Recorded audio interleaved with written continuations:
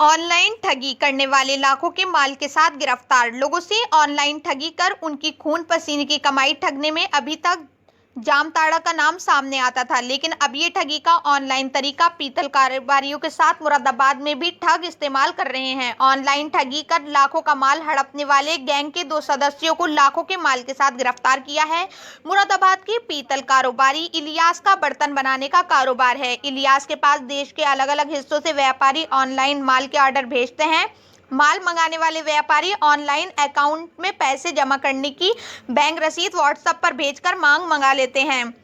व्यापारी के इसी तरीके को देखते हुए ठगों ने मुरादाबाद के कई पीतल कारोबारियों से ऑनलाइन माल का ऑर्डर देकर उन्हें ठगा है। ये शातिर ढंग व्यापारी को फर्जी बैंक रसीद भेजकर उनका माल ट्रांसपोर्ट या बस से कभी गाजियाबाद तो कभी दिल्ली मंगा लेते थे। जब इलियास को अपने साथ ठगी होने का पता चला तो इलियास ने एसएसपी मुरादाबाद से शिकायत की।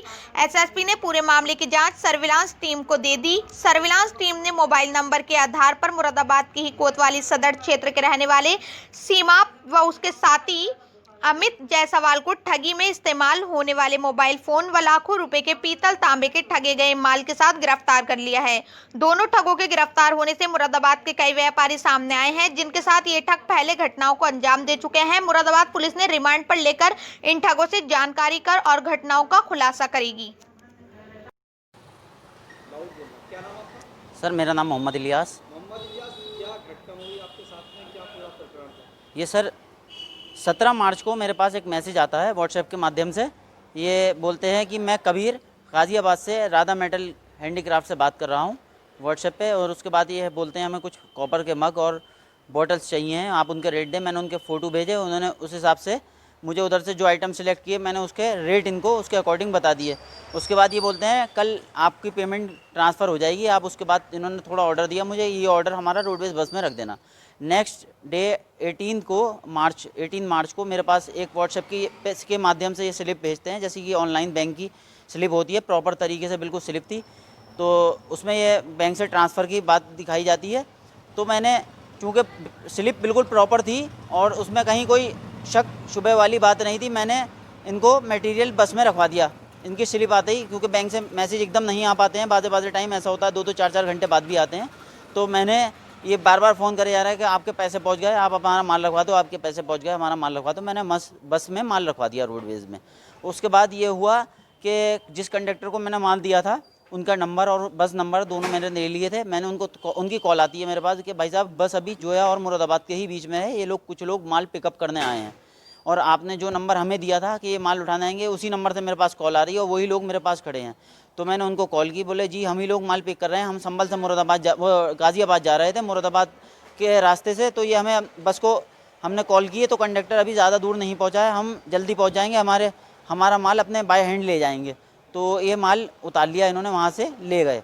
उसके बाद फिर ये मुझे लगातार कॉल करते रहे। फिर 2 दिन के बाद जनता कर्फ्यू लग गया, उसके बाद से लगातार लॉकडाउन चला आ रहा है। इन्होंने मुझे कोई भी कांटेक्ट, मेरे किसी मैसेज का रिप्लाई देना बंद कर दिया। अब जैसे ही लॉकडाउन में रिलैक्सेशन मिला ये फिर मेरे कांटेक्ट में आ गए। फिर ये मुझसे ऑर्डर लेने लगे कि ऑर्डर की बात, और फिर इन्होंने अभी 2 लाख रुपये का माल की इन्वाइस मुझसे रेडी करा ली। फिर मुझे इन पर शक हो चुका था, तो मैंने इनको कहा कि आप कुछ पेमेंट तो लगवाइए। तो इन्होंने मुझसे बदतमीज़ी करी कि पेमेंट तो है नहीं भाई, अब तुझसे ली जाए तो ले ले और हम खुद अब लॉकडाउन के बाद देंगे तेरी पेमेंट। मैंने उसके बाद कुछ नहीं किया। इन्होंने फिर उसके बाद दूसरे नंबर थे, इनका कोई पर्सनल नंबर, उससे कॉल करी, बोले मैं मशकूर बोल रहा हूँ संभल से और मैं उस पार्टी को माल दे रहा हूँ 8-7 साल से, पार्टी पेमेंट में बहुत बढ़िया है, आप 50 लाख का भी माल देंगे तो जिम्मेदार मैं बैठा हूँ। मैं तो पूरा शक ले चुका था, लेकिन मैंने इसकी फ़ौरन इस मामले को गंभीरता से लेते हुए सारे आला अधिकारियों को इससे अवगत कराया और कप्तान साहब ने इसमें बहुत जल्दी एक्शन लिया और मुझे पूरा सपोर्ट किया है। तो क्या हुआ आज गिरफ्तारी? सर आज इनकी गिरफ्तारी हुई है और मेरा माल भी बरामद हो चुका है। क्या मुरादाबाद में इस तरीके से कारोबार चलता है? बिल्कुल सर, मुरादाबाद चूँकि देश में ही, मुरादाबाद से देश में ही नहीं पूरे दुनिया में माल जाता है और पूरी दुनिया में मुरादाबाद का कारोबार हैंडीक्राफ्ट का प्रसिद्ध है। तो इस वजह से 90% जो कारोबार चलता है मुरादाबाद से वो सिर्फ भरोसे पे और आपके फेथ पे ही चलता है।